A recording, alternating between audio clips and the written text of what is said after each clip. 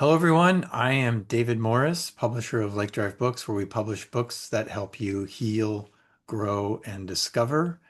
And I am joined today by Lake Drive Books author Kate Meyer. How you doing this morning, Kate? I'm good, David. How are you today? I'm well, thank you. It's Good, summer good. as we do this in Grand Rapids, Michigan. You're not too far away in West Yeah, Michigan, yeah. and It's very it's summer for sure. yeah, yeah. I'm in shorts, but I'm not going to show people the shorts I'm wearing. Well, everybody, Kate is most of the time you are a bereavement counselor and a hospice service supervisor. Is that a Correct. good general way to put it? That's a good Without, generalization. I like it. without Yep. naming names. So you're a licensed professional counselor and an ordained minister, and you've worked in both private practice and hospice care. You are also the author of Faith Doesn't Erase Grief, Embracing the Experience and Finding Hope, which has sold very well and has been a help to so many readers.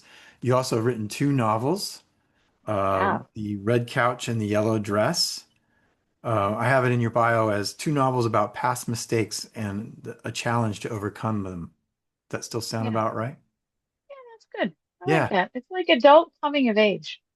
yeah. It's You essentially there you what's go. happening. Yeah. Yeah.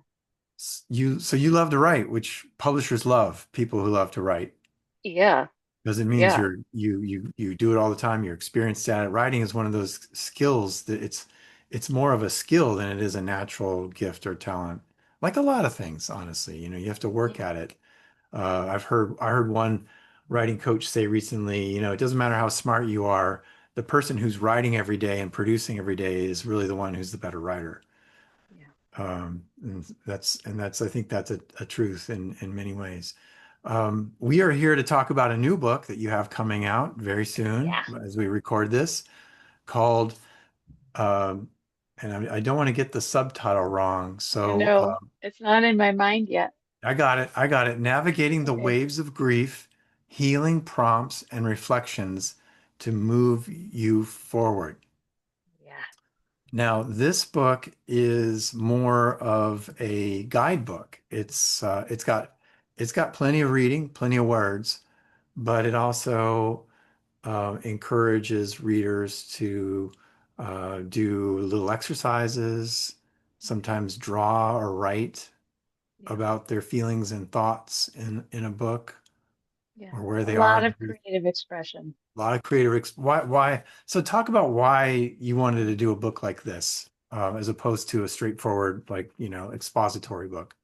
Yeah, there's actually an entry in the book about positive avoidance. And I think what happens is when we have something that's uncomfortable, something that we don't we know we need to face, but we don't really want to, like grief, we get in this habit of just buying all the books, which I'm not dissuading, right? It's important. Uh, but Like there is like a this part like this two, one. like that one. Yeah, like that one. But there is a part two, and we can't absorbing all of the information is only beneficial if you then put it into practice. And so faith doesn't erase grief is giving you the information. Navigating waves of grief is taking that information and personalizing it to help you process in the ways that are most beneficial to you. So there, I, I think we worked pretty hard to make it clear that anytime there's a space to draw, there's also, you can write, you can color, you can cut out pictures and tape them in there. Um, Whatever that needs to be for whatever creative expression you most benefit from. It's about taking what you've learned and then actually doing the work. And positive avoidance is when we just take all the information and never actually get to doing the work. That's so good. That's so good. What a great explanation. And as a publishing person, I will say too to readers who might be watching this, write in this book. Give yourself permission to write in a book. A lot of people feel like they can't do that. They maybe need to sell it or give it away to somebody at some point. No, sometimes you really need to just forget about who might get the book after you. Just start writing in that book. Start underlining, making notes, especially if you're in a grief process. This is meant to be a guidebook. Yeah, Yeah. absolutely. Yeah, Talk about the title a little bit. I think it's a very significant, there's a conceptual element to it that's on purpose. Waves of yeah, grief. Talk yeah. about that a little bit. Yeah, waves is one of the metaphors. It's one of my, I would say is probably is my favorite of how grief tends to interrupt our lives in the beginning, especially it's kind of like a stormy day where the waves just keep coming and coming and coming, and you can't get a break, right? It's the day that the beach hazard is out and you're not supposed to go in the water. There's too much happening. And then there are the days where it's this just this beautiful, sunny, probably like it is today. I don't know. It's too humid for sand today, but where the waves are just kind of these gentle lapping, you kind of forget they're there. And then, wind picks up and you just get sloshed with one. Um, but it's okay. It's all right. So navigating, it's about the fact that one, it's accepting the fact that waves are just going to happen. They're just a real aspect, these emotional onslaughts. And I think grievers will know that it really can be that intense. Uh, Hmm. they're going to happen. So step one is accepting that. Step two is saying, okay, they're going to happen. That doesn't mean that I have to just stand and wait for them to happen. This is about arming yourself for when it happens so that you know that you'll make it through to the other side of the wave. It's also about kind of preemptively, so post wave having some things to do, but also the more you do the work, uh, kind of preemptively, the less impact the wave has. Um, so the goal of grief work is not for grief to go away, because that's a misnomer. It's not going away, but it will change. It will diminish in intensity, in frequency of waves, and in the duration of waves. So those constant stormy days where the waves are just coming, coming, coming, those should happen less and less often.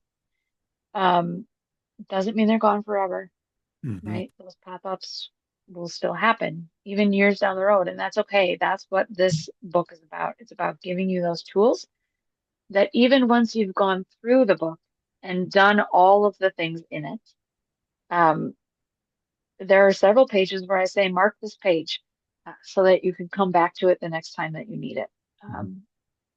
Because it's not a one and done. I love that metaphor of the waves of grief. And Yeah, yeah, it's biblical too, in a it way. is biblical. Yeah. Absolutely. Yeah. Yeah. Um, you section the book into four sections: emotions, connection, identity, and through. And I don't want to ask you to explain all those right now, but and you're welcome to just dip in and do that. But you're not talk. I think you talk about these also in contradistinction to or contrast to stages of grief. Grief. Mhm. So you're talking about emotions, connection, identity, and through instead of stages. I mean, you do have a whole thing about stages. That's in Faith Doesn't Erase Grief, and you talk about it some in this book. You talk about early grief, middle grief, and lasting grief, and we don't need to necessarily go there right now. But Yeah. what talk about what? Why did you put this in in those four sections: emotions, Yeah. connection, identity, and through? Yeah. So in Faith Doesn't Erase Grief, I started kind of this phasic talk of grief, the early, middle, lasting. The idea of phases being more fluid waves, right? Waves. Connects all the way through. Um, so the four parts in this is really to remind us that grief is holistic. The whole being is impacted. Our thoughts, uh, our our emotions, our spirituality, every single aspect of self is impacted by grief. So the book is grouped in those ways, I think, just to kind of help uh, for a griever on a heavy day to pick it up and say, which of these areas feels most heavy today? Is it the way, are my emotions too much that I need to try and just get some of those out? Am I feeling isolated? And then you go to connections. Am I wondering who I am now? Because I know I can't be who I was, but I don't really know who who I am now or who I'm going to be. Who I am So after I've lost someone or something. right, right, or something. That's yes, that's important. Um, so then you go to identity, and then the last one is through, and through is a concept that is introduced in Faith Doesn't Erase Grief, and it's this idea that, and this is in the subtitle of Navigating Waves of Grief. It's about moving forward, moving through, not moving on, right? Through meaning you have to go through it, but there is another side. There is something waiting that promises to be brighter, bigger, hope restored, purpose restored, meaning restored. Uh, but again, that doesn't just happen. It's not magic, right? You can't just pray it into being. Um, so then you go to through for those kinds of things. That's great. That's great. It's just it's a nice way to divide things up and give people sort of a map to to sort of go through a book, if not the grief journey, of course. Yeah. You have you also have in this book as a guidebook, as a workbook, you have 25, you call them reflections, 25, and 25 toolkits or Mhm. exercises, practices to do. Talk about what are you doing with the reflections? What are you doing with the toolkits? If you don't have to give me specific examples off the top of your head, but Yeah. yeah, what are those things? Those two Yeah, things. so it's uh combined total of 25 per section, if memory is correct. I haven't held it in my hands yet, but I'm pretty sure that's true. Okay. So the reflections is more there is a brief, I don't know, description, reflection of my own um that takes a concept within one of those categories, emotions, for instance, that takes the concept and really dials in on it. Gets, kind of zooms in, gets very specific. And then there's this challenge question at the end to kind of, I don't know, guide further action. Just a small task to do to solidify what you've learned or something new that's kind of prompted by what you're reading. And then the toolkits are a whole variety of exercises. Really, I should say this, I don't draw in any, there is, there's no sense of that word that would apply to me. Me too. Um, so I don't want you to be frightened by that, by creative, right? Um, you interpret that as you need to. It can still be helpful. So these toolkits are the things that you will earmark and will say, this one really works for me. So I know the next time I feel this particular way, this is a toolkit I can come to. And many of them are reproducible in parallel ways. For instance, there are some specific psalms that are called out, uh, and you take what you do with that psalm and you translate it to another psalm and you do the same practice and experience the benefit that way. Hmm. Yep. You also talk a little bit about visualizing what grief looks like in your body You have this wonderful metaphor of the grief ball that's Yeah. bouncing around in your body. That one's hard for me to get out of my head because that's how emotions are. It's like it's not because they're kind of bouncing around unpredictably and they might feel different on different days. So you Yeah. ask people to maybe draw that. You get people to do guided free association Hmm.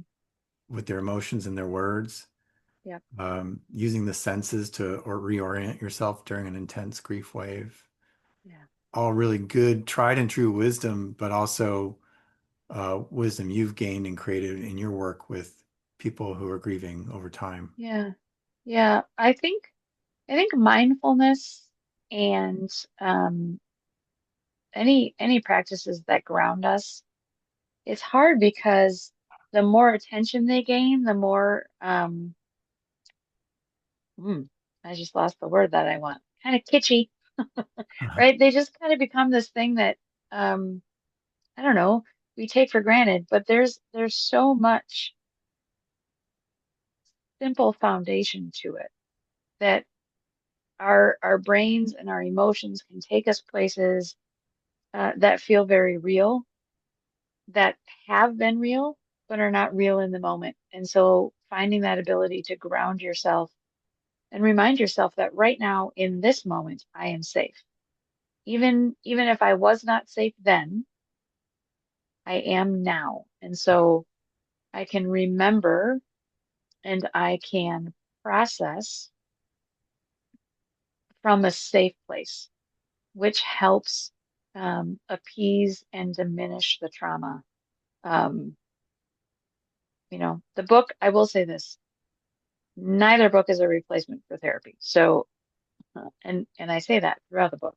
If there is something that brings up something bigger than these pages can help you with, seek somebody. Mhm. Are you still doing private practice? If people see I'm this, doing I'm doing some private practice. yeah, I'm doing minimal private practice. yeah, Yes. Yeah. yeah, People in Michigan, I'll say that. It's limited to people in Michigan because that's what my license is. yeah, yeah. There So you go. let's There just you get go. that out It's there. all part of balancing, life revenue needs and job available jobs and Yeah. sometimes individual counseling isn't always as Yeah. consistent on that regard and you have to find different ways of doing things. Well, Yeah. that's It's a that's passion for wonderful. sure. I can see myself wanting to call you up when needed. Absolutely. And you may. Thank you. We have a professional relationship. We Can do. maybe be more? Um, that would be professional too, though. Let's just close by talk a little bit about you say that this book is for grievers of many faith backgrounds, but it's also, we say in the description, though, for those who are disillusioned with religious platitudes, which was much of the premise of Faith Doesn't Erase Grief. Yeah. Um, you know, what what is the spiritual work, I think, that you see people doing in the grief process? Maybe you end with that question. Yeah. Yeah. Um, I struggle sometimes even using the label or the identity of an ordained minister just because of how loaded that is right now, Mhm. especially. Um, which is why just even from the introduction, I'm kind of hitting where I come from. Um, but I think the primary thing for people to know is that spirituality is so much more than religion and doesn't even have to include religion. Um, and for many people doesn't, Yep. if we're being honest, right? So um, it it's about meaning and purpose and connection and identity and peace is a big one for me.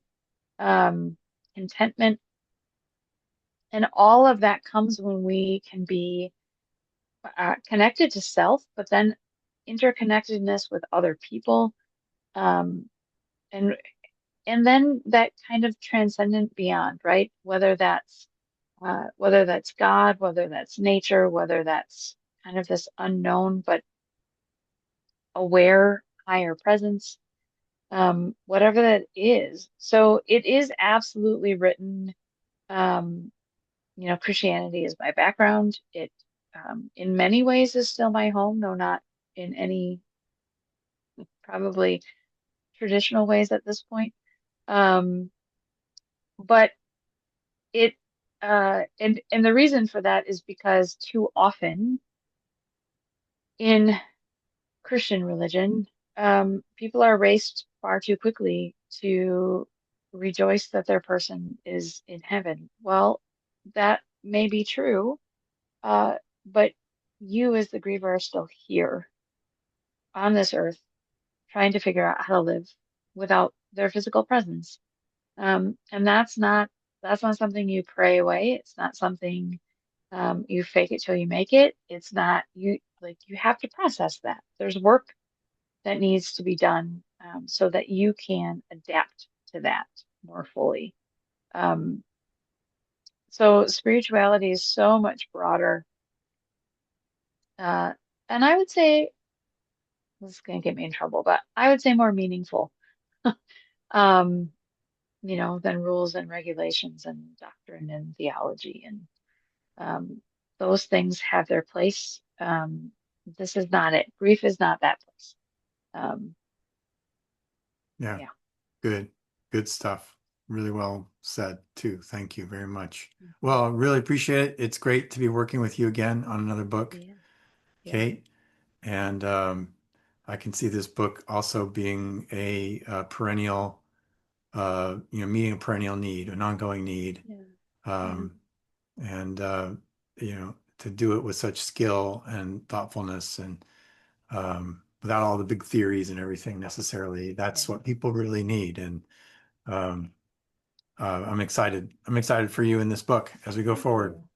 Thank you. Yeah, I'm excited for the launch. It's fast approaching and yeah, good to be back. Yeah, indeed. Okay, we'll talk more. All Thank right. you. Okay, thanks.